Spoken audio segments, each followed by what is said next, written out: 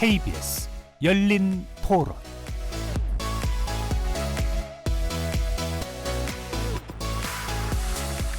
안녕하십니까. KBS 열린 토론 정준희입니다.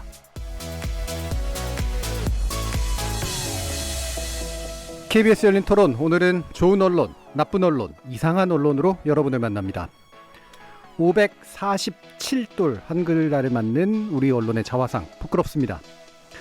방송통신심의위원회가 TV 예능 프로그램 자막 실태를 조사한 결과 오직 흥미만을 목적으로 품위를 저해하는 신조어와 비속어는 물론이고 어문 규범에도 어긋나는 의도적인 표기 오류 표현 등이 남용되고 있는 것으로 나타났습니다. 심지어 사실의 근거를 둔 논의가 생명인 시사 대담 프로그램에서도 사실을 호도하는 과장된 표현과 비속어 사용 사례는 쉽게 찾아볼 수 있었는데요. 10월 9일 한글날을 맞아 오늘 논논논에서는 우리 말과 글의 아름다움과 정교함에 해악을 끼치는 언론의 잘못된 언어 사용 실태 살펴보고 부적절하고 과잉된 저널리즘 언어의 문제점 점검해보는 시간 갖도록 하겠습니다. 이어지는 2부에서는 언론 보도에 대한 징벌적 손해배상제를 다룹니다. 정부가 지난 23일 상법 개정안을 발표하면서 전 산업 분야에 걸친 징벌적 손해배상제 도입을 입법 예고했는데요. 이 법안에 따르면 오보에 대한 고의나 중과실이 인정되는 경우 보도에 따른 손해의 5배 범위 내에서 배상 책임을 묻게 됩니다. 기자협회 등 언론계 주요 단체들과 많은 언론이 언론 자유를 침해하는 법안이라며 반발하고 있는 배경, 그리고 그 주장의 허실을 짚어보면서 관련 전망에 관한 말씀 나누도록 하겠습니다. KBS 열린 토론은 여러분이 주인공입니다. 문자로 참여하실 분은 샵 9730으로 의견 남겨주십시오. 단문은 50원, 장문은 100원의 정보 이용료가 붙습니다. KBS 모바일 콩, 트위터 계정 KBS 오픈, 그리고 유튜브를 통해서도 무료로 참여하실 수 있습니다. 시민 논객 여러분의 뜨거운 참여 기다리겠습니다. KBS 열린 토론 지금부터 출발합니다.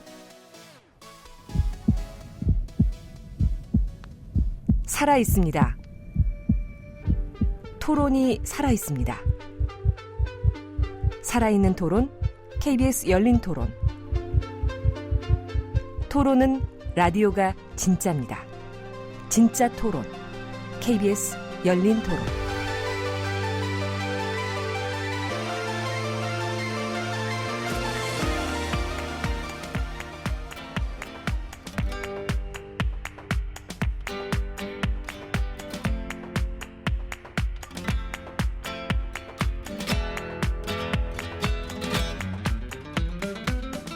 좋은 언론, 나쁜 언론, 이상한 언론?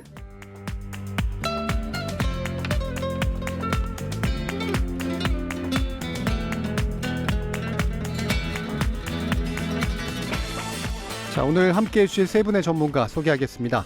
신한대 교양교육대학 이정훈 교수 나오셨습니다. 안녕하세요. 언론인권센터 정책위원이신 정미정 박사 함께하셨습니다. 안녕하세요. 민동기 미디어 전문기자 자리하셨습니다. 안녕하십니까. 자, 한글날 맞아서 언론의 잘못된 언어 사용 실태 살펴보려고 하는데, 우리가 이제 한글날 하면은 흔히들 이제 긴장하는 게 오늘은 영어 쓰면 안 되겠다, 뭐 이제 이런 생각들 하는데, 사실 이제 그 부분은 본질적인 문제는 아닌 것 같아요. 근데 뭐 우리가 이제 언어 자체를 어떻게 좀 아름답고 훌륭하게 쓸 거냐의 문제일 것 같은데, 민동 기자님이 뭐 이 부분 다루자 그랬더니 적극 저항하셨다는 그런 소문이 있었습니다. 제가 이런 주제를 기사화하는 것도 굉장히 좀 부담스럽고요. 방송 아이템으로 다루는 거는 더 부담스럽습니다. 왜냐하면 저도 모르게 제 입에 뭐 외국어라든가 이런 게 많이 익어가지고요. 방금도 지금 오늘은 이렇게 다른 스튜디오에서 이렇게 방송을 하지 않습니까? 저도 모르게 이제 똑바로 이 언어를 쓰려면은 공동 진행자 같다고 이렇게 얘기를 해야 되는데, 저도 모르게 지금 2MC 뭐 이런 게 말이 익어가지고요. 그러니까 방송도 하고 제가 이렇게 하고 있습니다만, 제가 과연 올바른 언어를 쓰고 있는 사람인가, 여기에 대해서는 항상 제가 미흡하다고 생각을 하기 때문에 참 여러 가지로 좀 괴롭습니다. 뭐 공식적인 글이나 말은 뭐 충분히 괜찮으신 것 같아서 사적 영역에서 얼마나 험한 말을 쓰는지 모르겠습니다. 자, 그리고 우리 두 분 박사님, 지금 방송하시면서, 특히 생방송 라디오 하시면서 말조심을 되게 많이 하시는 편인가요? 어떻습니까, 이종 교수님? 저는 자기 검열을 심각하게 하고 있는 편이죠. 뭐 익숙치도 않을 뿐더러 뭐 비속어나 적절치 못한 표현에 대한 부담보다는 그 청취자분들이 느끼기에 쓸데없어 보이는 과도한 개념어나 이론적인 표현을 쓰게 될까봐 그런 부분에 있어서 조금 조심스러운데 되돌아보건대 지금까지는 그렇게까지 성공적이지는 못했던 것 같습니다. 좀 더 노력해야 될 것 같습니다. 정미정 박사님. 저는 제가 몇 주 전 방송에서 한번 그 계기다라는 표현을 썼었어요. 예, 그리고 기억합니다. 제가 표준어라고 우겼죠. 예. 사실이긴 합니다. 표준어라는 게. 그리고 돌아가서 제가 그때 확인을 해보겠다. 확인을 했죠. 표준어이긴 합니다만 이제 비속어이기도 해당하죠. 이제 예. 한 거죠. 그러니까 방송에 적합하느냐라고 본다면 적절하지 않다. 그래서 그 부분은 다시 사과를 드리겠습니다. 그리고 이 계기다라는 표현이 언제 표준어가 됐는지를 살펴봤어요. 2014년에 예, 국립국어원에서 이제 발표를 했더라고요. 그러니까 표준어라는 게 고정되어 있는 것이 아니라 그렇죠. 시간이 흐르면서 사람들이 많이 쓰면 또 이제 표준어가 되기도 받아들이기도 하고 하죠. 그 가장 유명한 게 짜장면이잖아요. 원래 그렇죠. 자장면만 표준어였고 짜장면은 이제 올바른 표현이 아니다 했었는데 2011년에 표준어로 이제 등극을 하게 됩니다. 그리고 계기다는 2014년에 표준어로 이제 추가로 이렇게 등재가 되었습니다. 네. 근데 이 외에도 비속어이면서 표준어인 표현들이 상당히 많더라고요. 그럼요. 예. 그래서 이제 표준어라고 해서 마음껏 써도 되는 것은 아니다라는 것을 다시 한번 깨닫게 되는 계기였다. 예. 네, 그런 말씀을 드리고 싶습니다. 표준어라고 하는 건 이제 또 정확한 표기를 위해서 그렇죠. 기준을 잡는 이제 그런 말이기 때문에 그래서 이제 그 어떤 말의 질을 따지는 사실 기준은 또 아닌 측면이 있어가지고 그 부분에 대해서 또 약간의 변명을 지금 더해 주셨습니다. 근데 이게 이렇게 하게 된 게 특히나 뭐 우리 공영방송이기도 하고 모든 방송은 사실은 동일한 어떤 상태에 놓이는 그렇죠. 거긴 합니다만 특히 이제 방송은 그러니까 입으로 하는 말에 이제 상당히 유의하는 것이 굉장히 중요한 특징을 가지고 있는데 요즘 이제 미디어 환경이 워낙 이제 복잡해지고 다양해지다 보니까 사실 말에 대한 어떤 긴장감 그리고 말에 대한 엄격함 이런 것들이 많이 사라지고 그다음에 실제로 엄격하게 사용하려고 하는 것을 약간은 좀 꼰대스럽다라든가 그렇죠. 이른바 그다음에 좀 지나치게 좀 답답해 보이게 만드는 이제 그런 식의 문화도 있는 것 같아서요. 좀 재미없는 느낌 그렇죠. 이런 것도 좀 예. 있죠. 그래서 그 중간을 어떻게 잡을 것이냐라고 하는 문제도 우리한테 되게 중요한 것 같습니다. 자, 저희도 더 좋은 언어, 그다음에 더 정확한 언어를 사용하기에 노력하겠다라는 말씀드리면서 본격적으로 주제에 들어갈 텐데요. 제가 이제 그 여는 글에서도 말씀을 드렸습니다만 이 종편 시사대담 프로그램에 관련된 방통위의 이제 조사 결과 내용도 있었고요. 또 민주언론 시민연합이 관련된 내용을 모니터한 것이 나왔는데 정민정 박사님 그 내용 간단하게 좀 소개 좀 부탁드릴게요. 네, 최근에 민주언론 시민연합에서 지난 8월과 9월 종편 시사대담 프로그램을 모니터한 결과를 발표를 했었습니다.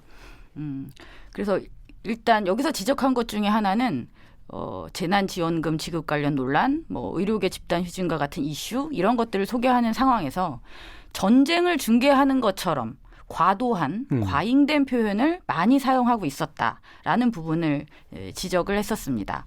그래서 채널 A의 뉴스탑 10 같은 경우에 한 의원의 발언을 소개했는데요. 그럴 때 진행자가 이렇게 표현한 거죠. 통합당의 윤희숙 의원까지 재난지원금에 참전했다라고. 예. 그러니까 이제 전쟁으로 아예 규정을 짚고 참전이라는 표현을 쓴 거죠. 그다음에 또 이번에 이제 MBN 프로그램인데 여기서 또 대담 중에 이런 표현이 나옵니다. 전공의들을 고발하는 조치들을 통해서 결국에는 진압하겠다는 의도를 보인 것. 그리고 거기에 대해서 교수들까지 참전했다. 뭐 이런 표현이죠. 그러니까 진압, 참전. 그다음 또 나오는 게 이제 확전된다. 예. 확전 이런 표현을 씁니다. 그러니까 전쟁에서나 나올 법한 표현을 반복적으로 계속 이렇게 일상적으로 또 쓰고 있다는 것. 그러니까 이렇게 되면 갈등을 부추길 뿐만 아니라 사안을 차분하게 바라보지 않고 좀 더 과도하게 받아들이게 되는 그런 효과를 또 낼 수 있을 것 같습니다. 이게 우리 이제 미디어 비평이나 저널리즘 비평할 때 이제 사실 단골로 등장하는 그런 말이에요. 그러니까 전쟁화, 지나치게 과도하게 갈등이나 대립을 부각시키는 언어를 사용한다. 근데 뭐 요즘은 뭐 이 정도는 뭐 그냥 일상어로 좀 돼 있는 것 같아가지고 그렇죠? 가장 많이 제가 이제 저도 이제 찔리는 사람 중에 한 사람인데요. 저도 이제 제목을 뽑고 이제 그런 일을 좀 해왔기 때문에 저도 군사 용어를 쓰지 말자라고 얘기를 하면서도 은근히 많이 썼던 것 같습니다. 뭐 융단 폭격. 예. 융단 폭격이라는 단어를 왜 그렇게 언론들이 좋아하는지는 모르겠습니다. 굉장히 그게 일상화되어 있는 것 같고요. 그리고 뭐 피바다 사실 이런 것도 북한이 이렇게 그 말을 쓴 측면이 있긴 합니다만 우리 언론들도 불필요한 어떤 그런 남용을 하는 그런 측면이 있거든요. 예. 그러니까 그런 게 너무 일상화되다 보니까 이게 자극적이고 선정적이다라는 인식 자체를 저도 별로 이렇게 둔감해진 것 같아요. 그러니까 많은 언론인들이 아마 비슷한 어떤 그런 생각을 가지고 있지 않을까 저는 그렇게 보고 있습니다. 이렇게 되게 일상적인 용어 같지만 너무 굳어져서 못 느끼는 것들도 있죠. 뭐 여론전에 들어갔다. 네. 네. 사실 여론전이라는 것도 여론전쟁이라는 표현이잖아요. 그런 식으로 이렇게 그냥 붙었으니까 조금 강하게 느껴지진 않지만 이 정치인들과 언론인 사이에서는 정치 행위를 뭐 타협이나 협상의 과정이라고 보기보다는 꼭 이기고 져야 되는 전쟁의 과정이라고 표현하는 게 좀 너무나 익숙해져 있는 것 같습니다. 예, 정정 박사님. 네. 그리고 특히 이런 이제 종편뿐이 아니라 다른 프로그램도 마찬가지지만 시사대담 프로그램에서 출연자들이 이렇게 등장을 하잖아요. 그리고 이제 얘기를 하다 보면 당연히 좀 이렇게 흥분도 하게 되고 상대를 공격하기도 하고 이슈에 대해서 좀 더 강한 주장을 피력하기도 하고 이런 과정에서 정제되지 않은 언어들이 많이 쏟아질 수 있을 거라는 생각이 또 들고요. 또 이런 프로그램들이 많아질수록 그 표현들이 더 격화되는 경향이 많이 나타나고 있는 것 같습니다. 예. 그래서 보니까 이 살인 면허라는 표현 쓴 거, 전 이게 제일 문제로 이건 정말 보이던데요. 충격적이었어요. 예. 군대는 살인 면허를 주는 것이다라는 게 채널A의 김진애 돌직구 쇼에서 나왔죠. 이 부적절한 표현. 사실관계도 맞지도 않아요. 총을 준다고 다 살인 면허를 주는 건 아니죠. 사실. 그럼요. 예. 네. 그러니까 그 앞에 있는 그 전쟁 표현들은 사실 우리가 어쩔 수 없이 이제 언어는 변천하는 거라. 초기에 이제 비유적으로 사용됐던 것이 그냥 마치 사실 표현을 한 것처럼 바뀌어버리는 그렇죠. 그런 일들도 있는 거라서 어느 정도까지는 이해가 되는 면도 있는데 이렇게 이제 사실관계하고 아예 안 맞아버리는 그렇죠. 저 완전히 사실을 호도하는 그런 표현 같은 것은 아무리 좀 감정적으로 좀 이렇게 막 충전돼 있는 상태였다고 하더라도 평상시 생각이 어떤가라는 그런 이제 의심까지 좀 하게 되는 그런 경우예요. 개인적인 생각인데요. 네. 평소에는 이제 그 종편이 탄생하기 전까지는 저는 방송에서 최대한 이 발언 같은 걸 할 때, 표현 같은 걸 할 때 조심해야 된다라는 그런 분위기가 그렇죠. 형성은 돼 있었거든요. 그렇죠. 근데 종편이 출범하고 종편에서 흔히 말하는 시사 토론 프로그램, 대담 프로그램이 범람을 하면서 거기에 패널들이 굉장히 표현들이 거칠어지고 세졌거든요. 네. 그러니까 그 영향을 그러니까 악화가 양화를 구축한다고 이게 지상파가 오히려 받게 되는. 그래서 자극적이고 어떤 센 발언을 하지 않으면은 좀 밋밋해 보이는 그 좀 악화가 양화를 구축하는 그런 양상이 지금 상당히 좀 많이 영향을 받은 것 같습니다. 네. 그러니까 저도 이제 우리나라 미디어 환경에서 가장 중요한 구조적 변동의 하나가 바로 이 종편의 등장이라고 생각을 하는데 특히 이제 언어적 표현에 있어서 확실히 종편이 굉장히 큰 전환점이 됐죠. 나쁜 의미에서의 전환점이 됐는데 지금 뭐 종편 탓만 할 게 아니라 그렇죠. 말 그대로 이제 모든 물들이 흐려지고 이제 둑이 무너진 상태라고 네. 하는 거 이런 게 가장 좀 문제가 아닐까 싶어요. 그래서 이정훈 교수님 이 종편 패널들의 문제들 뭐 사실은 시사대담 패널들이 다 대부분 이런 경우들이 많은데 어떤 문제 또 지적되고 있습니까? 네, 그 비속어 같은 경우도 굉장히 많이 사용하고 있는 것으로 이제 조사 결과 나타났는데요. 예를 들면은 뭐 맞짱 뜨다라는 표현을 쓴다거나 그 군대에서나 일부 쓰다가 요즘 뭐 일본 사회에서 많이 쓰는 뭐 조인트를 깐다 뭐 이런 표현들.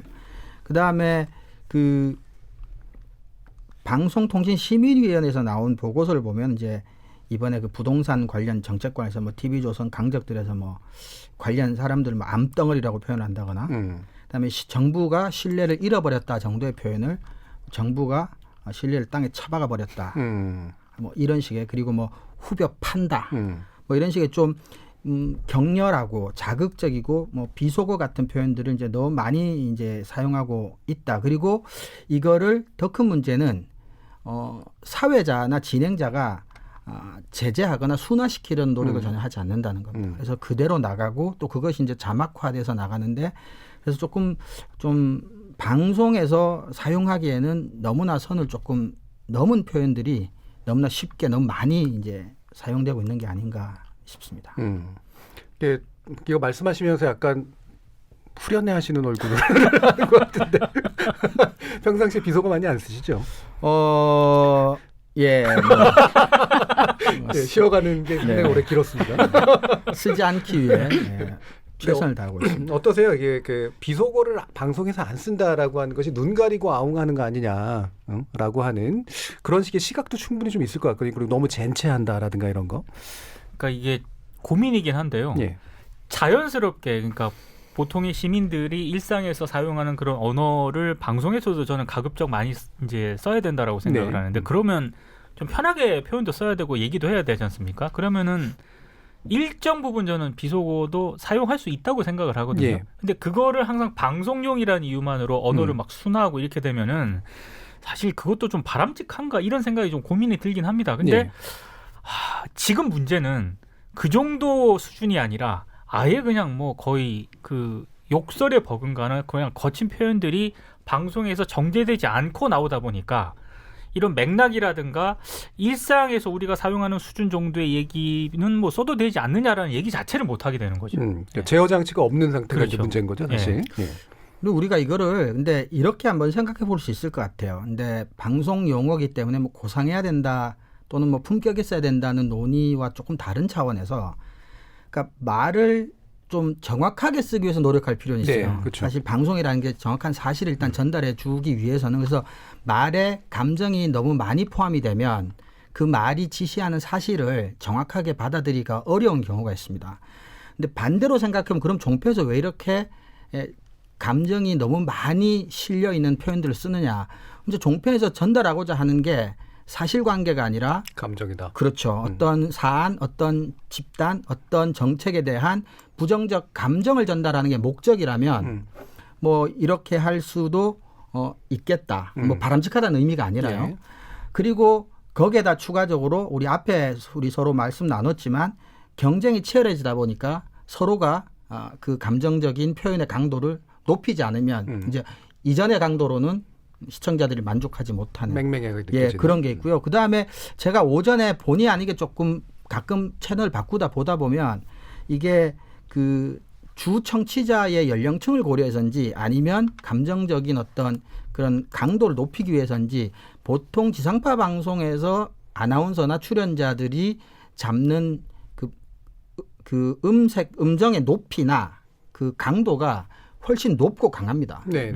종편에서 톤이 전체적으로 볼륨도 굉장히 높은 편이고 높은 음을 잡아서 이야기를 하는데 그런 높고 강한 톤으로 이런 이제 비속어나 격렬한 표현을 쓰다 보면 진짜 감정적으로 뭔가 이렇게 이제 부정적으로든 긍정적으로 이렇게 짜릿해지는 효과 같은 게 실제로 저도 개인적으로 느껴지더라고요. 그래서 이게 단순히 품격의 문제가 아니라 이러면 저널즘이 1차적으로 수행해야 될 어떤 사실을 객관적이고 정확하게 최대한 충실히 전달하는 그 기능에 언어적으로 부합하지 못하는 문제, 그런 문제들도 분명히 우리가 지적할 필요가 있다고 생각합니다. 사실의 토대를 둬서 판단을 하고 뭐 필요하다면 감정까지 이제 그렇죠. 동원될 수 있는데 그 앞에 단계가 생략돼 버리는 그렇죠. 그런 효과. 예. 그 방송통신심의위원회에서는 이제 자문을 위해서 전문가들 위주로 구성된 특별위원회를 두고 있어요. 이제 4가지인데 이제 하나가 방송광고자문특별위원회가 있고요. 그리고 방송언어특별위원회, 그리고 통신자문특별위원회, 권익보호특별위원회. 그러니까 이 4개 중에 하나가 될 정도로 이 언어에 대한 부분을 굉장히 중요하게 이제 생각을 하고 있는 것이죠. 그래서 방송언어특별위원회, 그러니까 방송통신심의위원회 홈페이지를 들어가시면 방송언어특별위원회가 주기적으로 하는 모니터링 결과를 다 볼 수 있습니다. 근데 거기서 이제 잘못된 거 위주로 모아놓으니까 보면 정말 기가 막혀요. 다 모아놓은 상황에서 그걸 딱 보면 정말 알아들을 수 없는 표현과 너무 극단적이고 지나친 표현들이 너무 많다. 그래서 정말 충격을 받을 정도로 그게 뭐 지금 종편만 운운할 수준이 그렇죠. 아닙니다. 뭐 지상파고 모든 방송을 통틀어서 다 그렇고 이제 그걸 이제 장르별로 좀 구분해서 올 필요는 있겠죠. 그러니까 드라마 같은 경우나 영화 같은 경우에 극적 장치를 위해서 일부 필요하기 그렇죠. 때문에 사용되는 부분도 일부를 있죠. 이제 빼면 사실 시사 토론 프로그램 막 이런 데서는 최대한 지양해야 되는 것이 맞거든요. 근데 거기서 이 교수님이 말씀하신 것처럼 또 다른 어떤 목적을 위해서 그러한 표현들이 남용되는 것은 좀 이제는 좀 그만했으면 좋겠다라는 생각이 드는데 이게 또 문제는 이 심의위원회에서 이렇게 보고서를 내고 실제로 제재 조치를 받은 것들은 굉장히 심하긴 한데요. 제재 조치까지 가지 않고 심하고 나쁜 것들이 되게 많다라는 거죠. 근데 그거를 다 국가기관이 다 행정 조치를 내릴 수는 없잖아요. 그렇다면 이것이 개선되려면 스스로 느끼고 스스로 개선하려는 노력을 할 수밖에 없다는 게 좀 답답하다면 또 답답할 수 있죠. 예, 우리가 또 흔히 오해들 하시는 게 지상파하고 종편은 언어가 달라도 되고 또 종편하고 일반 또 PP는 또 언어가 또 달라도 되고 뭐 이런 식으로 이제 생각하시는데 모든 방송 사실 동일한 기준에 의해서 그렇죠. 언어는 규제를 받거나 또는 적어도 비슷한 기준으로 고민을 해야 되잖아요. 맞습니다. 근데 그게 이제 구조화된 것 같아요. 예. 그래서 약간 종편이나 PP로 나가면 좀 더 자유롭게 얘기해도 되는 것 같고 맞습니다. 지상파는 약간 아직은 억압적인 것 같고 하면서 전반적으로 물이 낮아지는 그런 상태인 것 같은데 저는 이 비속어 사용에 있어서 핵심적인 문제는 게으름이라고 생각해요. 게으름. 그러니까 어린아이들이 이제 단어를 몇 개 못 쓰거나 그럴 때 욕을 많이 쓰잖아요. 예.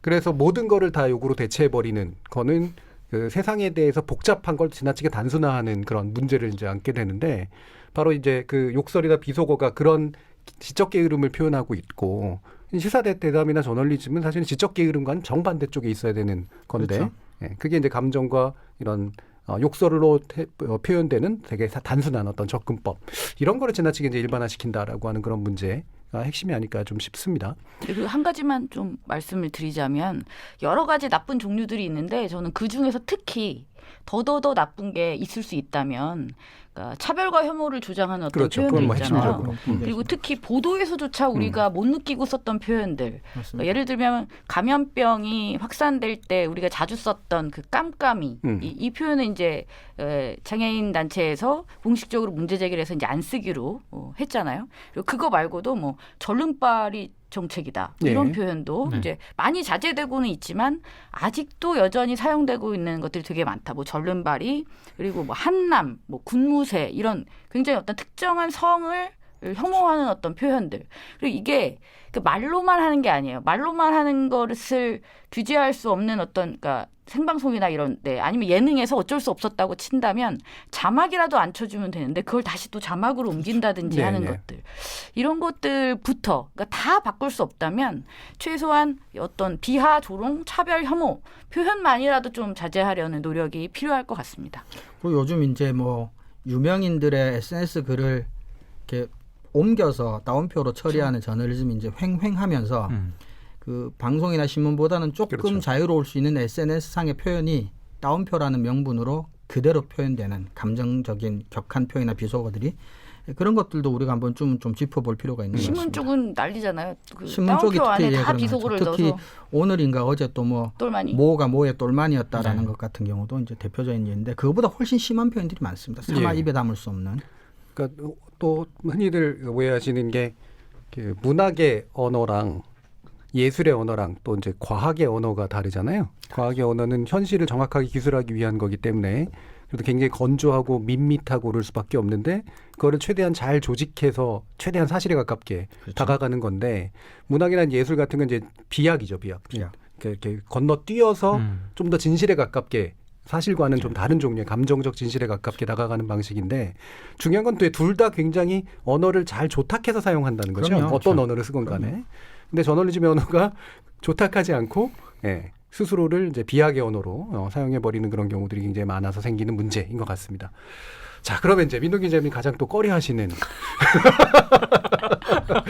외래어나 뭐 신조어나 뭐 이런 식의 경우들 대표적으로 이제 언택트. 저 사실 이제 그 저희 원고나 이런 것들이 언택트란 말 나올 때 되게 피해서 쓰거든요. 네. 저는 종종 썼던 사람으로서 참 제가 얘기하는 게 또 부담스럽긴 한데요. 그러니까 이 언택트라는 용어는 이미 그 관련 책도 일단 나왔고요. 그러니까요. 그리고 종편뿐만 아니라 상당수 언론들이 이 단어를 썼거든요. 근데 이제 정확한 용어냐? 그건 그렇지는 않습니다. 그러니까 정확하게 용어를 쓰려면은 뭐 컨택트 리스트라든가 논 컨택트라고 해야 이게 정확한 용어인데 영어적 어법에는 언택트는 이게 그 우리말로 그 이른바 콩글리시라는 얘기죠. 이게 없는 영어인데 일종의 신조어라고 생각을 하거든요. 근데 이 신조어가 또 모두 나쁘냐? 다 문제가 있는 거에 또 그렇지는 않습니다. 그러니까 신조어라고 하는 것 자체가 언론들이 만든 측면도 있지만 또 일반 대중들이 이렇게 많이 또 쓰는 그런 단어도 분명히 있거든요. 그래서 판단하기가 대단히 애매하긴 한데 한 가지 분명히 지적돼야 할 것은 신조어에 우리 언론들이 너무 관대해요. 일단 무조건 본인들이 언론들이 스스로 만든 어떤 그런 신조어도 있고요. 신조어가 등장을 했을 때 이게 올바른 의미냐 이런 거를 판단하기보다는 일단 만들어서 이게 도대체 무슨 말인지도 잘 모르겠지만 요즘 뭐 어린 젊은 세대들이 이런 신조어를 쓴다라고 하면서 굉장히 또 좋게 보더랍니다. 그래서 어떤 단어를 알면은 뭐 어떤 세대 이런 기사도 많이 등장을 하거든요. 예. 그러니까 신조어에 대해서 언론들이 굉장히 관대한 것도 일단 문제라고 생각을 하고요. 또 하나가 종편에서 지금 문제가 되고 있는 그 몇 편 지적이 됐던 것 중에 하나가 일부 그 패널이 더블 데믹이라는 그런 단어를 썼거든요. 근데 이게 사실 앞서 언택트라는 용어는 비대면이라고 하는 게 일단 정확하게 의미 전달을 할 수 있는 거죠. 근데 더블 데믹이라는 것도 솔직히 코로나19하고 독감이 동시에 유행하는 그런 거를 설명하기 위한 차원이라면은 뭐 더블 엔데믹이라고 쓰거나 아니면 트윈 데믹이라고 써야 이게 정확한 언어인데 이런 좀 정확하지 않은 용어들이 방송에서 그대로 패널을 통해서 나가버리니까 일단 많은 분들이 그 방송을 보시면서도 저게 무슨 단어냐고 어르신들은 저한테 묻기도 하고요. 그리고 제가 들어도 정확하게 설명을 해드리기도 뭐하고. 그러니까 여과 없이 그렇게 나가다 보니까 이게 문제가 되는 거죠. 그러니까 저는 언론들이 일단 첫 번째는 영어에 굉장히 지나치게 관대하다. 그리고 두 번째 신조어에 대해서 일단 무조건 쓰는 그런 경향이 있다. 이런 점들이 불분명한 단어들이 횡행하게 된 가장 큰 원인이지 않을까. 예. 그렇게 보고 있습니다. 그러니까 이게 영어나 어떤 외국어를 이제 종종 쓰게 되는 건 그 일종의 원어라고 하는 그러니까 전문 용어로서 이제 이미 있는 거를 미처 번역을 하지 않는 채 이제 급하게 가져와야 그렇죠. 되는 상황이 이제 있기 때문에 뭐 어느 정도 제한적으로는 이해가 될 수도 있는데 문제는 그게 잘못 가져오고 있다라고 네. 하는 거기 때문에 그래서 정확한 용어 사용에서 문제가 생기고 다른 하나는 신조어 문제잖아요. 네. 예. 근데 신조어가 정확하게는 왜 문제라고 생각하세요? 그러니까 이게 신조어가 범람을 하는 거는 저는 문제가 있다고 생각을 합니다. 그러니까 어느 정도 그러니까 저는 솔직히 젊은 친구들, 젊은 세대들이 이렇게 신조어를 막 만들어낼 때요. 솔직히 무슨 말인지 잘 모르겠어요. 그러니까 아예 그 학습하는 그런 그 저는 생각을 안 하기로 이제 판단을 했는데 왜냐하면 그거 따라가려면은 제 언어 자체가 파괴가 돼야 되기 때문에 근데 이거를 언론들이 무차별적으로 쓰는 거는 우리 언어 체계 자체를 이제 뒤흔들 수가 있다고 저는 생각을 하거든요. 예. 그러니까 언론이라고 하는 거, 특히 방송이라고 하는 거는 앞서 이제 이 교수님도 말씀을 하셨지만 가급적 정확한 사실을 전달하기 위한 그런 노력을 최대한 해야 된다라고 생각을 하는데 그 사실 정확한 어떤 언어 사용을 하기 전에 신조어가 먼저 이렇게 유행을 해버리면 저는 이거는 우리 언어가 근본적으로 뒤흔들 수 있다고 저는 생각을 합니다. 제가 굉장히 보수적으로 생각하는지는 모르겠습니다. 진짜로 이런 얘기를 하면 꼰대 같다고 얘기를 하더라고요. 예. 젊은 친구들이. 근데 10대 청소년들이 말을 줄이거나 기성세대가 알아듣기 힘든 말을 쓰는 것은 이제 은어적인 특성, 그러니까 특정 집단만이 이해하고 싶은 아버지나 엄마는 못 알아들었으면 좋겠는 특수한 목적이 있는 거죠. 근데 그래서 특정 집단은 못 알아듣는 말을 의도적으로 만드는 건 이제 이해가 되는데 그럼 방송에서 그런 이제 신조어를 그렇게 선호한다는 건 그럼 방송을 보는 시청자 중에 일정 집단은 못 알아듣기를 바라는 거냐. 이제 그게 아니라면 이제 굳이 그럴 필요가 없을 뿐만 아니라 사실은 뭐 영어에 대한 이해도가 반드시 높을 필요는 없지만 언택트 같은 경우는 사실 근본이 없는 조어잖아요. 예. 그러니까 이렇게까지 할 필요는 그리고 외래어는 사실 허용이 되는 게 외래어는 그것에 적합한 한국말이 없기 때문에 이미 굳어진 걸로 쓰는 거잖아요. 근데 비대면이라든지 비접촉이라고 하는 아주 쉬운 평범한 한국말이 있는데도 불구하고 영어 문법이나 조어법에 맞지 않게 언택트라고 이렇게 이상하게 굳이 줄일 필요가 있는가. 그러니까 이게 혹시라도 그 이면에 우리나라 엘리트 계급으로서 기자들이 가지고 있는 이제 미국 또는 영어에 대한 약간의 뭐 사대주의라고 하면 좀 심하게 혹시 그런 게 있다면 조금 심각한 문제가 아닌가 싶은 생각도 듭니다. 그러니까 하나는 그런 식의 외국어를 무분별하게 이제 쓰는 것, 그것도 틀린 거는 이제 자신의 권위 내지 권력적 우위를 차지하려고 하는 게 있죠. 예. 그래서 어렵게 만들어가지고 그렇죠. 젠치하는 거고 신조어 문제는 그건 또 약간 반대인 것 같은데 그것도 일종의 젠체이긴 합니다만 이제 아이들을 따라해주거나 이런 것들인데 우리가 아이를 키울 때 어른이 아이의 말을 쫓아하면 아이의 언어 생활이 굉장히 안 그렇죠. 좋아지거든요. 안 좋아지죠. 예. 어른의 말을 아이에게 맞춰서 이제 좀 쉽게 바꿔주는 그런 노력이 필요한 건데 아이의 말을 쫓아함으로써 어른의 언어도 망가지고 아이의 언어도 망가지는 것과 되게 유사한 상황들을 빚는다라고 그렇죠. 생각할 수 있을 것 같아요. 그리고 이해가 안 예. 가는 게요. 예. 신문도 그렇고 방송, 그러니까 예능은 일단 제외하고 이제 나머지 영역에서도 보면 그 신조어를 그렇게 남발하는 것이 정말 의아해요. 왜냐하면 그것을 듣는 다수의 시청자, 청취자, 독자들을 배제시키는 결과를 결국 낳게 되잖아요. 그렇죠. 이해를 할 수 없고 힘들어해요. 실제로 저게 도대체 무슨 말이야? 네. 라는 생각을 하게 되죠. 그리고 찾죠. 그래서 이제 포털에 보면 신조어 같은 경우는 항상 연관 검색으로 떠요. 뜻. 뭐의 뜻, 뭐의 뜻. 이게 항상 뜬다는 거죠. 그러니까 누군가 열심히 그걸 찾아보고 있는 거예요. 왜 이렇게 해야 되냐고.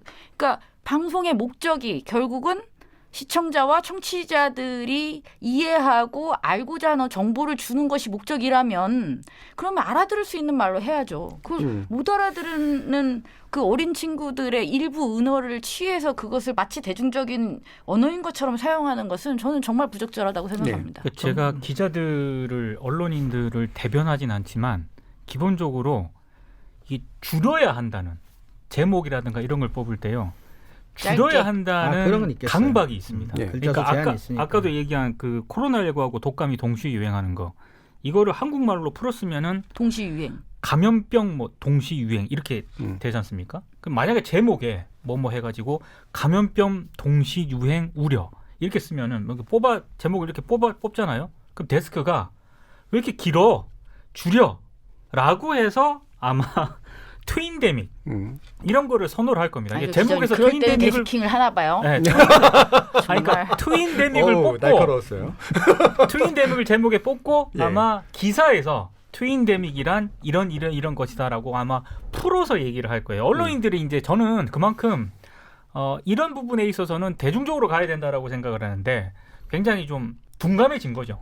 그나마 트윈 데믹은 낫죠. 더블 데믹이라서 문제죠. 그러니까 그게 어쨌거나 미디어 입장에서는 저널리즘 포함해서 사회의 변화에 항상 최전선에 있어야 한다는 부담감도 분명히 있는 것 같긴 해요. 네. 또 상업적인 이유도 또 저는 이제 있다고 분명히 보는데 너무 옛날 교과서적인 표현인지 모르겠지만 미디어가 수행해야 될 어떤 뭐 문화의 전수 기능이라든지 이런 것들까지 굳이 언급하지 않더라도 그러니까 언어가 자연스럽게 변해지기 전까지 현재 표준어와 표현들이 사용될 필요가 있고 또 그것 때문에 다수의 국민들이 최대한 그 매스미디어의 내용물로부터 배제되지 않도록 노력할 필요는 있다. 근데 아까 우리 정 교수님 말씀 저는 상당수가 게으름에서 비롯되는 거라고 보거든요. 사실은 물론 시간의 압박이라는 게 있습니다. 특히 뭐 마감이라는 게 있고 저널리즘 같은 경우에 하지만 조금 더 노력해서 적절한 한국어로 된 표현, 그게 꼭 한국어여서가 아니라 그래서 자신의 보도나 뉴스나 컨텐츠가 최대한 많은 국민들에게 부담 없이 받아들여질 수 있도록 좀 노력할 필요는 분명히 있는 것 같습니다. 그렇죠. 뭐 기존의 언어 사용 그 전통 내지 언어 사용 국면 안에 이제 안전하게 딱 들어갈 수 있는 말들을 만들어놔야 되는데 그러지 않아서 생기는 문제가 굉장히 큰 것 같고요. 신조의 대다수가 금방 사라지잖아요. 그렇죠. 맞습니다. 예, 뉴스의 대다수가 금방 사라지듯이. 그렇죠. 그래서 신조어가 소비되는 것이 사실은 좀 근본적인 문제인 것 같아요. 그러니까 무책임하게 소비만 시켜버리고 안착시키지 않는 거죠. 자, 그러면 또 한 가지 사실 이게 아까 감정 이야기했던 거에 좀 반대 종류인데 이 완곡하게 만들어버리는 거. 이게 순화하고는 또 다른 거잖아요. 저는 이 완곡어법 되게 중요한 문제가 있다고 보는데 정 박사님 어떻게 보시나요? 그렇죠. 그 본질을 딱 알아차릴 수 있는 정확한 표현이 있음에도 불구하고 그 표현을 사용하지 않는 뭐 그런 사례가 있었습니다. 예를 들어서 뭐 정부가 이제 정부 자금을 투입한다라고 했을 때 이제 양적 완화라고 표현을 했다라고 했을 때 이것이 이제 적절한 표현이냐. 예. 그러니까 양적 완화라는 것은 이제 사전적인 의미를 보면 중앙은행이 통화를 시중에 직접 공급해서 신용 경색을 해소하고 경기를 부양하는 통화 정책이다. 라고 이제 설명을 할 수 있습니다. 그러니까 한국은행의 발권력이 결국은 이제 동원되는 것을 뜻하는 거죠. 그러면 좀 더 적확하게 이 의미를 담을 수 있는 표현을 쓰는 것이 옳다라는 거죠. 네. 본질을 호도하고 뭔가 애매하게 그러니까 받아들일 수 있는 어떤 표현, 뭐 이런 표현을 사용하는 게 굉장히 다수의 사례들이 발견되고 있습니다. 그리고 이게 뭉개는 건 사실 양반이고요. 아예 표현을 바꿔서 다른 반대적인 의미로 이렇게 되는 경우도 더 많죠. 그러니까 예를 들면 저희가 지난번 방송인가요? 다루었던 그 공정경제 3법 같은 경우에 기업규제 3법으로 그냥 아예 치환해서 이제 써버리면서 그러니까 물론 그것은 주장이 담긴다는 차원에서 다를 수는 있습니다. 그렇다면 저는 중립적인 표현을 사용할 수도 있다라는 거죠. 네. 그 개정하는 그 3법을 뭐라고 표현할 것인가에 대해서 고민을 하지 않고 일방적인 주장과 입장을 담아서 완전히 마치 다른 법을 표현하는 것처럼 하는 것. 이런 것도 좀 문제죠. 사실 저는 이 부분과 관련해서는 지속적으로 주장하는 바가 있는데요. 근로자라는 단어를 언론들이 쓰거든요. 네. 그래서 노동자라고 써야 된다라고 계속 주장을 하고 있는데 이게 참 안 바뀌더라고요. 박정희 정부 때. 그러니까 근로자라는 그런 단어가 법적으로 일단 명기가 돼 있기 때문에 어쩔 수 없는 측면이라고 얘기를 한다면은 저는 뭐 할 말은 없습니다만 그래도 가장 정확한 단어는 노동자라는 단어가 맞는 것 같은데 언론들은 근로자라는 단어를 쓰는 비율이 훨씬 더 높고요. 네. 그거는 좀 다른 어떤 차원의 좀 단어라고 생각을 하기 때문에 그 부분에 있어서 언론이 좀 고민을 해봤으면 좋겠고 그리고 이런 하청업체 노동자들 같은데 사망 사고 같은 거 발생할 때요. 뭐 다 그런 건 아니지만 협력업체라는 단어를 쓰거든요. 그러니까 정확한 의미를 전달하려면 하청업체라는 단어가 맞는데 역시 일부 언론이긴 합니다만 협력업체, 그러니까 마치 대등한 관계에서 뭔가 이렇게 협력을 하는 것처럼 하는데 철저하게 갑을 관계잖아요. 그러니까 그런 거 봤을 때도 저는 하청업체라는 단어를 쓰는 게 더 적합한 것 같고 그리고 또 하나가 이게 뭐 전반적인 일반적이라고는 말씀을 못 드리겠지만 노동법 관련 최근에 이제 공정경제 3법과 관련해서도 노동법이라든가 노동 관련 어떤 그런 사안이 발생을 하면은 굉장히 이게 무슨 개혁 그 노동 개혁이라는 단어가 꼭 붙습니다. 그러니까 노동과 관련된 사안에 대해서는 일부 언론들 보수 언론하고 경제지들은 노동 개혁이라는 단어를 쓰는데 공정경제 3법이라든가 어떤 기업에게 최소한 책임을 묻거나 어떤 제재를 가하는 그런 법안에 대해서는 꼭 기업 규제 이렇게 단어를 붙이거든요. 그러니까 그런 것도 저는 언론들이 대단히 잘못 사용하고 있는 단어라고 생각을 합니다. 우리 뭐 이거는 조지 오웰의 1984에서 뉴스픽이라고 표현했던 그 전쟁을 담당하는 부서가 평화부로 표현된다거나 아주 뭐 전통적이죠. 이게 사실 이게 파시즘의 언어로 다시 바뀐다라고 하는 게 대단히 문제인데 그래서 결국 비슷한 맥락인 것 같아요. 그래서 알고 보면은 편향적인 건데 마치 편향적이지 않은 척하는 이제 그런 식의 문제들 또 있지 않겠습니까, 이정우 교수님? 그렇죠. 근데 이 이제 완곡어를 방금 말씀하셨지만 이게 이제 왜 쓰느냐도 굉장히 중요한 것 같아요, 사실은. 각각 우리 예로서 그냥 양적 완화나 사실 발권력 동원이라는 말은 둘 다 일반적인 시청자나 독자들에게는 어려운 말이기는 마찬가지거든요. 근데 이제 무엇을 선택하느냐 굳이. 그래서 양적 완화라는 말을 선택할 때는 이제 완화가 갖는 언어적 효과 때문에 친정부적인 언론이 완화를 선택했다. 완곡하게. 이제 뭐 이런 얘기일 텐데 그 사실은 우리가 이제 완곡하게 표현해야 될 필요가 있는 경우는 사실은 그것이 좀 더 사태를 정확하게 표현할 수 있다고 판단이 들 때 할 필요가 있을 것 같아요. 그래서 이게 발권력이다, 양적 완화다라는 말보다는 아예 그냥 둘 다 쓸 것보다는 사실을 풀어서 설명해 주면 훨씬 더 낫지 않겠느냐. 근데 지금 우리 정 기자님 말씀 같은 경우도 그렇고 전부 다 어떤 정치적이거나 민 기자님 죄송합니다. 지나치게 완곡하셨어요. 왜곡하셨습니다. 이건 이제 왜곡이죠. 죄송합니다. 그래서 그런 어떤 이데올로기적이거나 뭐 경제적이거나 어떤 상업적인 어떤 이런 이유를 가지고 하는 완곡한 표현이기 때문에 이게 이제 단순히 부드러워졌다라는 것으로는 뭐 이렇게 피해갈 수 있는 일은 아닌 것 같습니다. 저는 그리고 그런 거 있잖아요. 그러니까 특정한 표현을 일부러 사용하지 않음으로써 뭐라고 할까요? 일종의 책임을 회피하거나 은폐시키는 그런 식의 기사 쓰기도 굉장히 많다. 그 가장 가까운 사례로 제가 지금 생각나는 게 구로 콜센터 감염 있잖아요. 그게 어느 회사인지 혹시 기억나세요?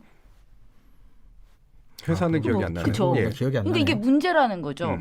콜센터를 하청을 줬든 외주를 줬던 간에 책임 소재는 어디에 있었어야 될까요? 예. 그러면 그 보험회사에 있었어야 되는 거잖아요.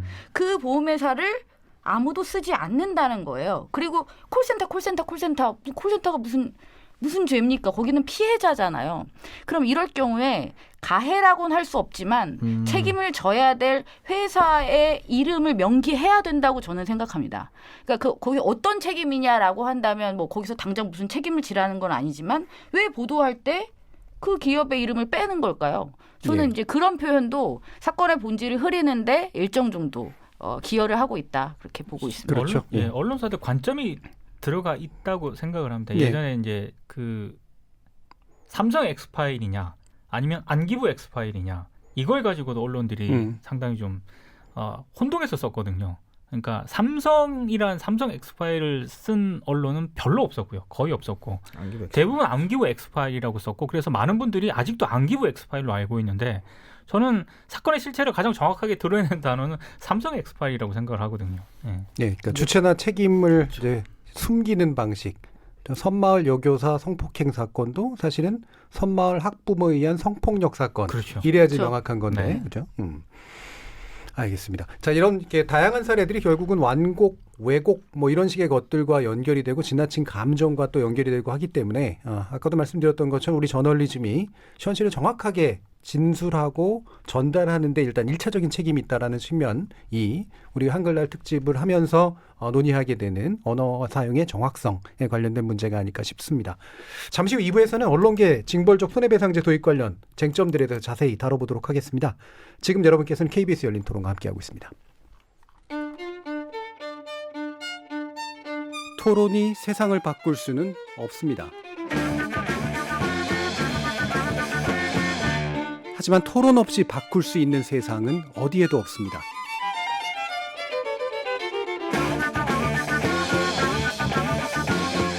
세상의 선한 변화를 갈망하는 당신. 정답이 아니라 질문의 힘을 믿는 당신. 우리 KBS 열린 토론에서 만납시다.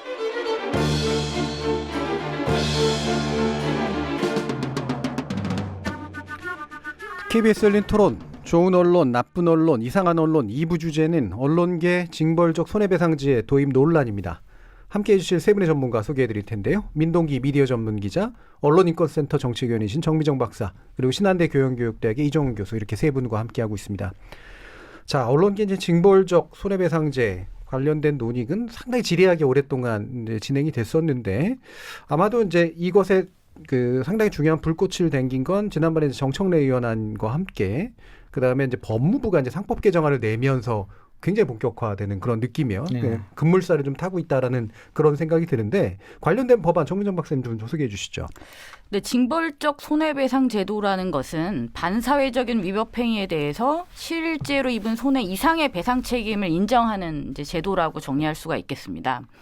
근데 그럼 징벌적 손해배상 제도가 없었는데 이제 갑자기 도입한 것이냐? 그렇지는 않고요.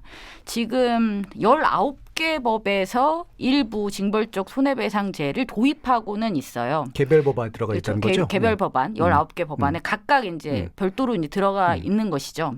그래서 손해 발생의 3배에서 5배 3배인 법도 있고 5배인 경우도 있고 그런 범위 내에서의 손해배상 적용 대상이 되는 경우가 있었습니다.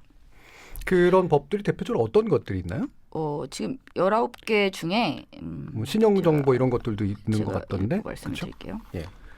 굉장히 많습니다. 하도급 거래 공정에 관한 법률, 기간제 및 단시간 근로자 보호 등에 관한 법률, 파견 근로자 보호 등에 관한 법률, 또 개인정보보호법도 있고요. 개인정보보호법, 정보통신망 이용促진 및 정보보호 등에 관한 법률, 공익신고자보호법, 뭐 독점 많습니다. 규제 및 공정거래에 관한 법률도 있고 19개니까 굉장히 많죠. 그렇죠. 이렇게 이제 개별 법률로 들어가 있는 건 그 개별 법률이 포괄하는 범위가 피해가 발생했을 때 피해가 좀 상당히 좀 문제가 있을 수 있다라고 그렇죠. 보는 그래서 책임을 좀 강하게 물어야 된다고 생각되는 좀 특별한 영역들에 관련돼 있던 건데 우리가 흔히 말하는 언론 징벌적 손해배상제는 그래서 언론관계법 안에 뭐 언중위법이나 이런 데 안에 이제 그거를 넣어보자라는 특별법적 해결 방법이었는데 이번에 이제 상법에서 이제 이 논의를 하는 건 상법은 전산업 분야를 다루는 거니까 그렇죠. 거기서 징벌적 손배제를 집어넣게 되면 결국에는 거기서 배제되는 산업을 명시하지 않는 한 기본적으로 언론도 상당 부분 포함될 수밖에 없는 상황이 됐기 때문에 좀 더 급물살을 타게 된 그런 조건인 것 같아요. 저 이런 관련된 논의들이 이제 지금까지 계속 진행되어 왔었잖아요, 이종현 교수님. 네네. 근데 그동안 뭐 정청래 의원 관련 법안도 있고 과거에 이게 이제 처음으로 발의된 건 아니었는데 특히 이제 2004년에 대법원 산하 사법개혁위원회에서 징벌적 손해배상 제도 도입을 검토하는 과정에서 이제 언론에 의한 명예훼손을 징벌적 손해배상에 포함해야 한다는 의견을 제시한 바 있고요. 2012년 19대 국회에서도 똑같이 이제 정청래 의원이 동일 간 이제 그 개정안을 냈었는데 두 건의 입법 추진은 이제 언론의 자유를 심각하게 침해할 수 있다는 우려, 그리고 우리나라 이제 법률 체계상 민형사상 책임을 같이 지우기 때문에 이것이 이제 언론을 좀 과도하게 압박을 하는, 부담을 주는 그런 우려가 있다라는 이유로 폐기가 됐었죠. 예. 언론 자유를 침해한다. 뭐 이거야 이제 언제나 나오는 그런 이제 얘기인데 민형사상 책임을 같이 지우는 법률 체계에 부합하지 않는다는 이유는 어떻게 생각하세요? 글쎄요, 저는 이제 법학자가 아니어서 정확한 논리는 잘 모르겠는데, 근데 일반적으로는 형사처벌과 민사처벌은 이제 미국 같은 경우는 저는 이제 분리돼 있는 걸로 아는데, 이 이제 설명에 따르면 우리나라는 형사처벌을 받으면 동시에 민사상의 손해배상까지 이제 동시에 같이 이루어진다라는 것 같아요. 그래서 이제 형사처벌을 받았는데 민사적인 책임까지 이제 받게 되면 이제 언론 입장에서 이제 그게 이제 과도하다라는 얘기로 저는 받아들여지는데.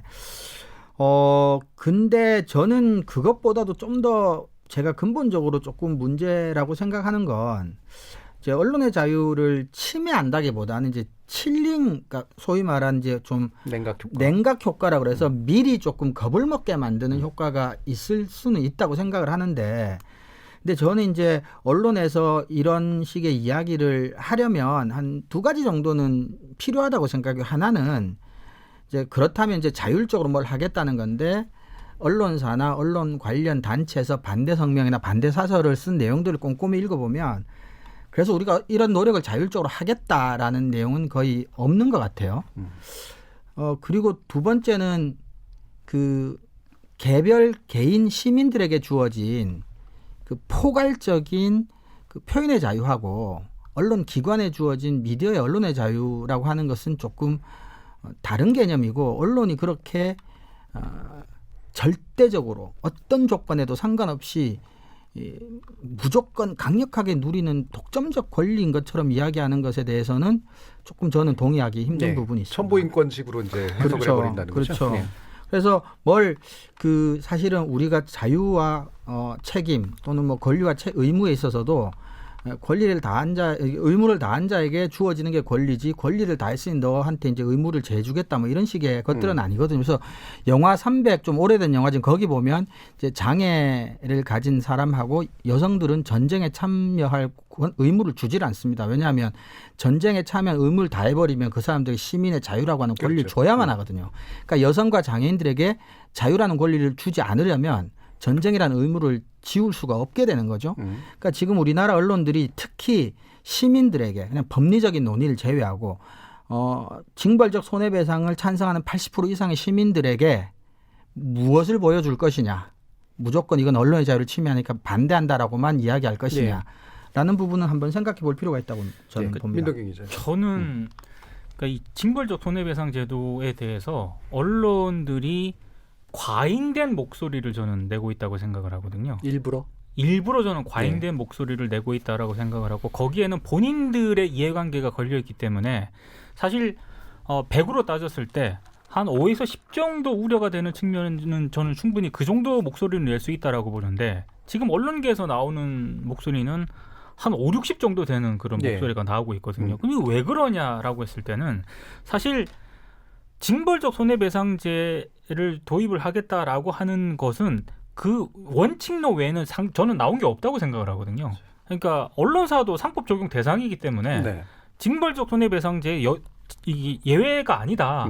이 정도의 어떤 원칙론적인 얘기만 나왔을 거고, 구체적으로 그걸 어떻게 할 것인가 아직 나온 게 없는 상황인데 지금 언론 탄압이라고 이렇게 벌써부터 현업 언론인 단체들까지 여기에 동참을 해버리니까 저는 공론화 자체를 막는 차원이라고 생각을 합니다. 이거는 상당히 저는 문제가 있다고 생각을 하고요. 그리고 또 하나가 외국 같은 경우에는 미국이라든가 유럽 같은 경우에도 언론의 자유를 폭넓게 허용하는 그런 문화가 있긴 합니다만 그래서 형사처벌에 대해서는 굉장히 좀 신중하지 않습니까? 근데 그런 미국과 유럽조차도 민사 책임에 대해서는 굉장히 많이 지우고 있거든요. 배상액도 엄청나죠. 배상액도 우리랑은 비교가 안 될 정도로 어마어마한 배상액을 지우고 있기 때문에 그런 어떤 징벌적 손해배상제가 반드시 언론의 입을 막는다, 언론의 재갈을 물린다 이렇게만 볼 사안은 절대 아니라고 봅니다. 그러니까 두 가지를 대답을 해야 됩니다. 이제 그 법무부 안은 이제 상법 안에 집어넣기 때문에 회사인 이제 언론사도 예외가 될 수가 없는 상황인데 언론은 그러면 이제 상법상의 회사 중에 언론사만 특별 대우를 받아야 될 근거를 정확하게 제시를 해야 됩니다. 그렇죠. 그러니까 왜 언론사만 다른 이제 기업들에게 주어지지 않은 어떤 언론의 자유라고 하는 것들을 헌법상의 어떤 권리로 부여를 했느냐. 그것은 제가 초창기 방송에서 말씀드린 굉장히 조건적인 권리입니다. 어떤 특정한 민주주의 같은 기능을 수행하기 위해서 필요한 범위 안에서 이제 허용해주는 권리이기 때문에 배타적으로 또 절대적으로 영구히 그렇게 주창할 만한 권리는 아니고요. 그다음에 말씀하셨지만 우리나라보다 언론의 자유가 그러면 미국 같은 경우는 훨씬 더 침해받고 있느냐, 훨씬 덜 자유로우냐. 그래서 미국의 언론들이 우리나라보다 훨씬 더 질이 떨어지는 보도를 하고 있느냐. 저는 그런 것 같지는 않거든요. 그래서 이런 부분에 대해서 조금 더 구체적이고 책임 있는 자세나 어떤 대안 같은 것들을 좀 제시를 하면서 그래서 우리 민 기자님 말씀하셨지만 공론장이 조금 열리게는 만들어준 다음에 그래서 시민들도 한번 판단할 기회를 가질 필요는 있다고 생각합니다. 예. 저는 지금 이게 제일 큰 문제가 그거 같아요. 그러니까 법무부가 19개 법에서 개별적으로 시행되고 있던 것을 좀 더 효과적으로 하기 위해서 이제 한꺼번에 이거 일반법으로 만들겠다는 거잖아요. 그러면 그 취지에 대한, 그러니까 징벌적 손해배상 제도를 지금 상법 개정안을 법무부가 입법 예고하게 된 어떤 취지, 그다음에 그래서 무엇이 바뀌게 될 것인가, 왜 여기까지 왔는가에 대한 기사가 일단 없습니다. 없죠. 그러니까 거의 기사가 2개 정도로 이렇게 두 분류 정도로 그러니까 뭐라고 그래? 두 종류가 있다. 두 종류로 구분을 할 수 있을 것 같은 게 하나의 가장 많이 보도되는 건 언론사의 징벌적 손해배상 제도는 언론 자유를 유린한다라는 언론사의 입장을 담은 기사가 다수고요. 그다음 일부 기사들은 경제단체들의 어떤 반대 의견을 담습니다. 예. 이것은 기업을 위축시키는 과도한 규제이다라는 그들의 입장만을 지금 담고 있어요. 그러니까 이 두 축 말고 실제로 이 징벌적 손해배상 제도가 왜 도입되어야 되는지 아니면 도입이 문제가 있다면 그것은 왜 그런지 이것을 객관적으로 서술하는 기사는 거의 찾아보기가 힘듭니다. 저는 그래서 원칙적으로 그것부터 문제인 거죠. 저는 이 징벌적 손해배상 에 대한 언론들의 이 흐름과 보도, 입장 같은 걸 보면서요. 김영란법을 떠올렸거든요. 당시에. 김영란법을 언론인들에게 적용시킨다라고 했을 때 그때 지면이라든가 이런 걸 찾아보면은요. 언론의 자유를 유린한다 그랬죠. 한국 언론이 마치 무너지는 것처럼 언론들이 난리법석을 떨었는데 과연 그랬나 지금 그 이후에 김영란법이 시행되고 난 이후에 전혀 아니거든요. 예. 저는 징벌적 손해배상 제도도 김영란법을 언론인에게 적용 대상 한다고 했을 때 그때 초기 양상하고 매우 흡사하다고 생각을 해요. 너무 과잉됐습니다. 지금. 그러니까 저는 예전에 이제 언론 특별법 차원에서 그러니까 특별한 차원에서 이제 언론을만을 대상으로 이제 징벌적 손배제를 논의하는 거는 구조적으로 옳지 않다라고 생각을 했었거든요.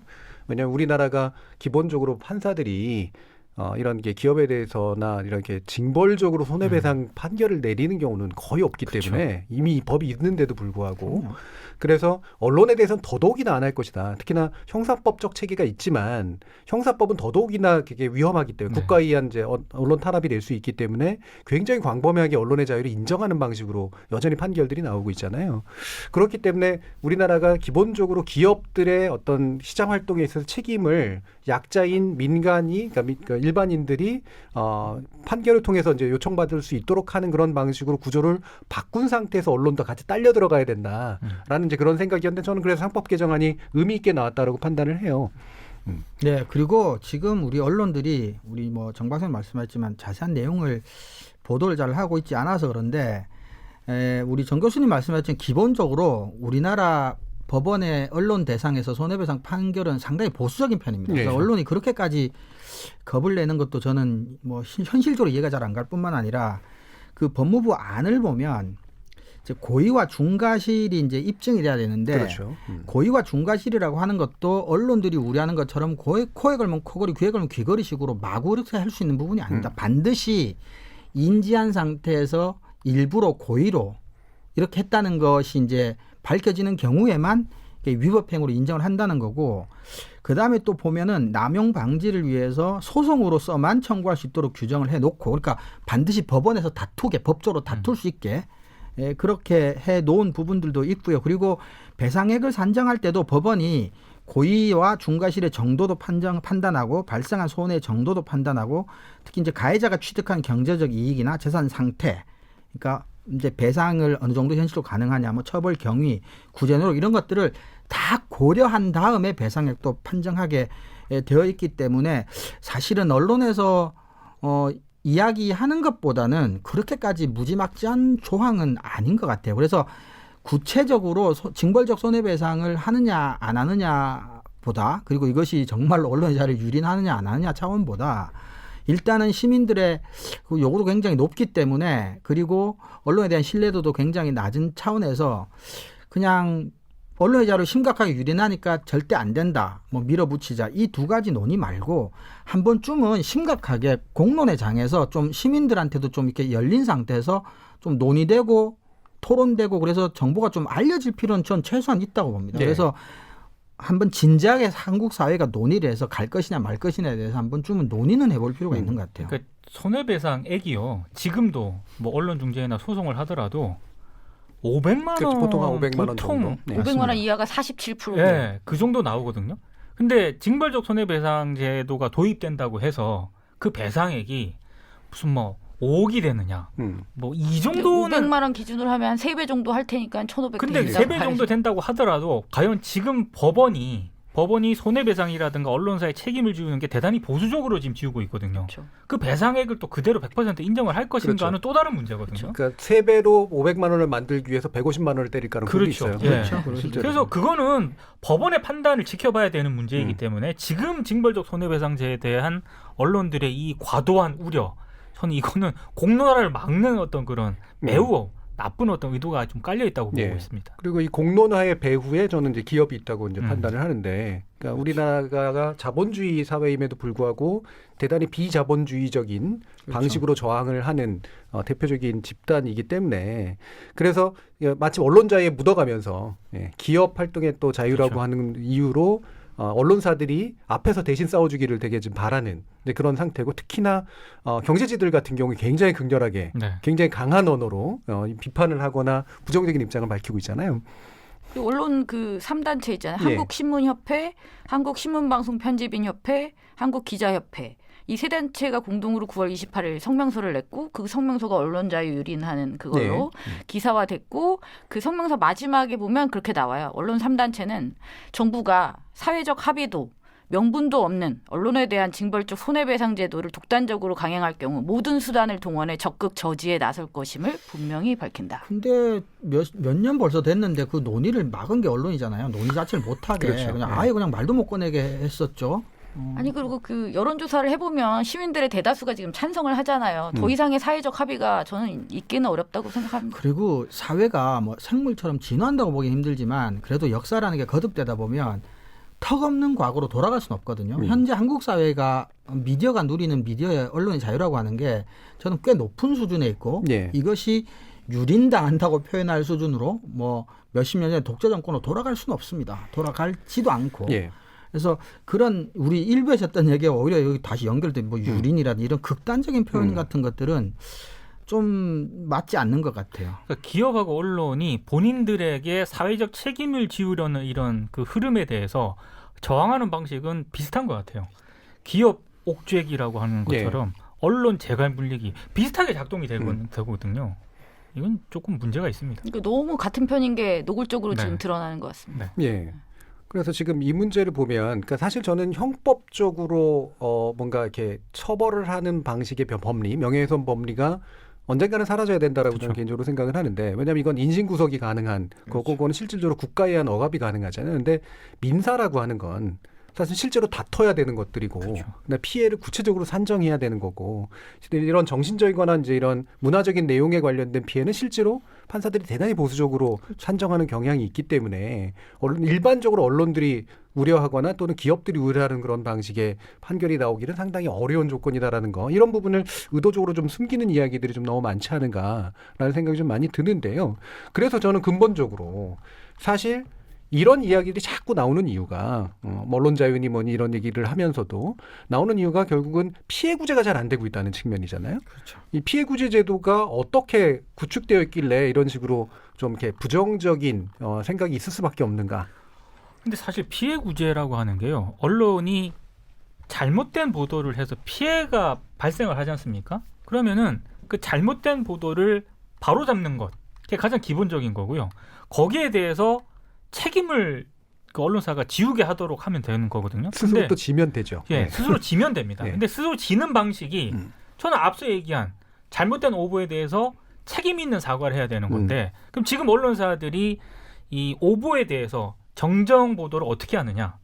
찾을 수가 없습니다. 네. 예, 지면 한 구석, 그리고 인터넷에서도 찾을 수가 없어요. 사이트라든가 이런 게 보면은. 그러니까 보도는 굉장히 크게 했는데 언론사들이 정정에는 굉장히 인색하다. 그래서 과연 이거를 정정 보도라고 할 수 있느냐라는 그런 비판은 많이 제기가 됐습니다만 언론사들이 이건 시정이 제대로 안 되고 있다라고 생각을 하고요. 그리고 그럼 책임을 지우는 방식, 또 다른 방식은 저는 금전적인 어떤 배상이라고 생각을 하거든요. 근데 아까도 말씀을 하셨지만 미디어오늘이 2009년부터 2018년까지 10년 동안 언론사를 상대로 한 손해배상 청구 재판을 분석을 했는데 실제로 손해배상 인용액이 500만 원인 이하인 경우가 47.4%밖에 안 됩니다. 그러니까 거의 평균이 500만 원 정도였고 500만 원 이하가 적지 않았다는 그런 얘기거든요. 이걸 과연 책임 있는 어떤 구제 조치라고 볼 수가 있는가? 저는 아니라고 생각을 하는 거죠. 예. 그러니까 원래 이제 피해 구제라고 하는 게, 그러니까 피해자가 피해 구제를 당사자에게 이제 그 피해를 준 자에게 이제 신청을 하는 거잖아요. 네. 그런 이제 피해를 준 자가 그걸 인정하고 거기서 끝내면 네. 사실은 사법이 개입할 이유가 그렇죠. 없는 거죠. 네. 특히나 우리나라 언론중재위원회처럼 중재기관이 개입할 이유도 없는 건데 사실은 그 단계에서 이루어지지 않으니까 중재기관이 개입하고 그 다음에 또 법이 개입하는 단계를 언론이 스스로 초청한 셈이란 말이에요. 아까 이제 이종규 교수님 말씀하시는 부분이 그런 거잖아요. 그리고 이게 피해라고 하는 게요. 언론은 자꾸 뭐 자기들이 받을 피해를 이제 언론 자유 침해 유린이라고 얘기를 하는데 사실 잘못된 보도로 인해서 개인이 받을 피해라고 하는 건 사실은 상상하기조차 힘듭니다. 그럼요. 예. 예를 들어 나주 뭐 어린이 성 뭐 추행 폭행 범인 같은 경우 사진 자체가 이제 다른 사람 사진이 올라가서 전국으로 이미 보도가 나버렸잖아요. 설령 그걸 정정 보도를 한들, 설령 사과를 한들 이제 그 사람의 인생이라고 하는 건 사실은 되돌리기가 힘듭니다. 특히 요즘 같은 뭐 인터넷 시대에 그 뭐 일일이 사진 다 찾아 지운다는 것도 사실 불가능하고 사람들이 한번 저 사람 나쁜 사람이다라고 생각한 것하고 그다음에 정정보도 보고 나서 자신의 기억을 뭐 지워내는 뭐 이런 건 사실 힘든 것들이거든요. 근데 정말 언론의 잘못된 보도, 그러니까 단순한 정말 고의가 아니더라도 단순 실수에 의해서라도 받을 수 있는 피해라고 하는 것은 굉장히 큼에도 불구하고 그걸 현실적으로 구제할 수 있는 게 이제 언론중재법 정도밖에 없는데 네. 그 언론중재위원회를 통한 구제라고 하는 게 그렇게까지 실질적이거나 실효적이지가 않습니다. 그러니까 그 돌이킬 수 없는 피해를 보상할 수 있는 수준이 안 되는 거죠. 그렇죠. 이미 근데, 몇 달이 예. 지난 다음에 정정 보도가 나간들 이미 상황은 종료됐고, 그렇죠. 그렇죠. 그 피해를 어떻게 보상을 합니까? 그래서 이게 이제 말하기 나름인데 이게 냉각 효과라고 하지만 사실은 이제 돈으로라도 보상은 안 되겠지만 돈으로라도 사후적으로 보상하는 것도 중요하지만 오히려 우리 언론과 기자가 조금 더 조심성 있게 조금 이렇게 신중하게 어떤 그런 이제 인격권이나 명예나 이런 것들과 관련될 수 있는 기사를 쓸 때 저는 오히려 조심할 수 있는 기회도 될 수 있다고 말할 수 있는 거잖아요. 그것을 지금 언론이 이야기하는 것처럼 이제 뭐 좀 냉각 효과를 받는다고 얘기할 수도 있겠지만 사실은 그 사진 같은 경우는 사실은 빨리 먼저 터뜨려서 성공하겠다는 상업적 이익 말고는 사실은 해석할 수 있는 게 하나도 없잖아요. 예. 그러니까 그런 것들을 조금 조심하게 만드는 효과가 뭐 냉각 효과인 측면도 있을 수 있겠지만 저는 꼭 그렇게만 볼 일인가는 잘 모르겠다는 말씀이죠. 그러니까 음주운전에 처벌을 강화하는 법률이 나오면 술 먹는데 냉각된다. 뭐 이런 얘기하고 저는 그다지 다를 바가 없다고 그렇죠. 생각을 하거든요. 그렇죠. 네. 뭐 겁나서 술 못 먹겠네. 뭐 예. 음주의 자유를 유린한다. 뭐 이런 이제 얘기랑 비슷해요. 아니, 그리고 이런 얘기를 하려면 저는 일단 사과를 먼저 해야죠. 그렇죠. 예. 일단 지금까지 이래서 그렇죠. 잘못했다. 앞으로 이렇게 그래서 하겠다. 우리는 이렇게 하려고 한다. 그렇죠. 네. 그러고 난 다음에 그러니 이것은 과도하다. 그렇죠. 그렇게 이래야 돼야죠. 말이라도 되죠. 그죠. 근데 지금은 너무 분노에 거듭해서 사회적 합의도 없고 명분도 없고 뭣도 없고 다 있잖아요, 지금. 그렇죠. 그러니까 언론의 자유가 아무 뭐 간섭을 안 받겠다는 게 아니라 자율적으로 하겠다는 의미예요. 그러니까 안 하겠다는 게 아니거든요. 그러니까 자율적으로 뭘 하겠으니 법은 만들지 말아달라는 예. 형식이면 그나마 받아들일 수 있죠. 근데 그렇죠. 지금 모든 성명이나 사설은 이제 뭘 그렇지 하겠다는 않으니까 것도 문제죠. 없고 그동안 이런 점에서 우리가 잘못했다는 것도 없고 그렇죠. 무조건 해서는 안 된다는 얘기만 하고 있는 거죠. 그 자율이라고 하는 게 또 그냥 느슨한 게 아니라 사실은 법이 요구하는 것보다 높아야 돼요. 그럼요. 그래야지 법이 안 들어오는 거기 그렇죠. 때문에. 그래야지 상법상의 다른 기업들은 법에 강제를 당하는데 언론은 그렇죠. 자율적으로 한다고 하면 그게 명분이라도 서기 위해서는 법의 제재를 받는 일반 기업보다 훨씬 강한 강도로 자율적으로 스스로 그렇죠. 규제해야죠. 자, 이렇게 이제 징벌적 손배제 관련된 논의가 어느 정도 좀 탄력을 받으면서 사회적 공론의 어떤 장으로 오르지 않을까 싶은데요. 뭐 예를 들면 악의적 보도의 기준을 어떻게 할 거냐라든가 실제로 이게 피해 구제가 될 수 있을 것이냐 여러 가지 뭐 생각들이 있을 거고 뭐 소규모 언론사들은 힘들지 않겠냐 뭐 이런 생각도 있을 텐데 관련해서 우리가 어떤 방식으로 사회적 논의를 시작하고 맺는 게 좋을지 간단히 1분씩 한번 의견 들으면서 마치도록 하죠. 정비정 박사님. 좀 딴 얘기를. 딴 얘기 하시면서 맞춰도 됩니다. 죄송해요. 예. 저는 지금 법무부가 입법 예고를 했잖아요. 근데 또 지금 입법 예고를 했다고 이게 법이 되는 게 아니거든요. 그럼요. 예. 이후에 수많은 절차가 있죠. 또 있어요. 규제 심사해야지, 법제처 가서 또 심사해야지, 차관회의 가야지, 국무회의 가야지, 그다음 국회 가야지. 거기서 이제 의결이 돼야지 이게 되는 건데 지금 제가 볼 때는 위력으로 이 과정에서 힘을 행사하는 것이고 최소한 언론이라도 빠지게 하기 위한 어떤 노력의 일환으로 이걸 보고 있고 그렇게 되어서는 안 된다는 말씀을 끝으로 드리고 싶습니다. 제가 말씀 물었던 거하고 거의 비슷한 내용인데요. 네. 민동기 기자님. 그러니까 언론 탄압, 언론 재갈 물리기라는 어떤 그런 마치 매뉴얼과 같은 그런 입장, 성명은 이제 그만했으면 좋겠고요. AI 같아요. 예. 무슨 공식처럼 나오는 언론에 대해서 뭔가 책임을 좀 지우려고 하면은 공식 매뉴얼처럼 나오거든요. 이제 그런 어떤 관성화된 어떤 입장, 논평은 그만 발표를 했으면 좋겠고 사회적 공론화에 저는 언론계가 이 문제에 대해서 책임이 있고 최소한 자신이 있다면은 토론이라든가 이런 공론장에 그렇죠. 절대로 나와요. 회피해서는 안 된다라고 생각을 하면 나와야죠. 나와서 자신 있으면 얘기를 해야 되는 겁니다. 근데 그걸 안 하겠다라고 하는 것밖에 저는 생각이 안 되거든요. 네. 좀 비겁하다.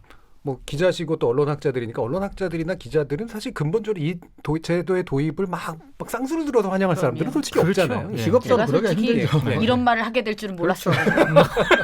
예, 이정규 교수님. 네, 저는 이제 두 분 말씀하신 것과 중복되는 부분도 있으니까 제가 그 중복되는 거 빼고 짧게 말씀드리면 언론이 책임 있는 자세를 다하고 언론이 이제 신뢰를 회복을 하고 열심히 뭔가 일을 하고 있으면 그런데도 불구하고 정부가 또는 정치 권력이 자본 권력이 뭔가 하면은 지금 우리나라 정도의 시민들의 수준이면 언론의 자유는 시민들이 지켜줄 것 같아요. 저는 틀림없이. 그렇죠. 예. 그래서 언론의 자유는 시민들이 외치고 언론의 책임은 언론인들이 외치는 그런 사회가 됐으면 좋겠습니다. 예, 훌륭한 말씀이시네요. 자, KBS 열린 토론 금요일 코너 논논논 오늘 내용 이것으로 모두 마무리하겠습니다. 오늘 토론 함께해 주신 신한대 교양교육대학 이종훈 교수, 언론인권센터 정책위원 정미정 박사, 그리고 민동기 미디어 전문기자 세 분 모두 수고하셨습니다. 감사합니다. 감사합니다. 참여해주신 시민논객 여러분들께도 감사하다는 말씀 전합니다. 생방송 놓치신 분들을 위해 나중에 팟캐스트 준비되어 있고요. 매일 새벽 1시에 재방송도 됩니다. 저는 다음 주 월요일 저녁 7시 20분에 다시 찾아뵙겠습니다. 지금까지 KBS 열린 토론 정준이었습니다.